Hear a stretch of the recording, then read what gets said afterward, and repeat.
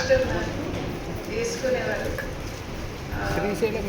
మా మామయ్య గారు అక్కినేని నాగేశ్వరరావు గారు కూడా బయటికి వెళ్తే చేనేత ధోతి, చేనేత కుర్తా.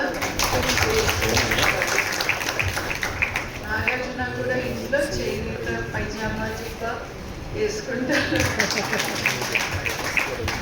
మా పిల్లలకి ఆ అలవాటు ఉందో లేదో తెలియదు, కానీ మేము ఉండేంత వరకు ఉండేంత కాలం ఎప్పుడూ చేనేత వస్తువులు, చేనేత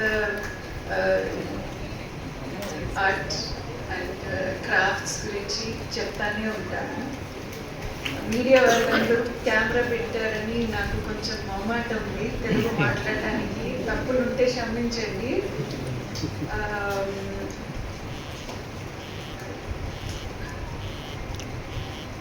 అందరికీ తెలుసు, ప్రపంచం మార్పు చాలా స్పీడ్గా ఉంటుంది, అందరికి ఇబ్బంది ఉంది. బట్ ముఖ్యంగా చేనేత వీవర్స్ అందరికీ కష్టాలు ఉన్నాయని తెలుసు. అందుకు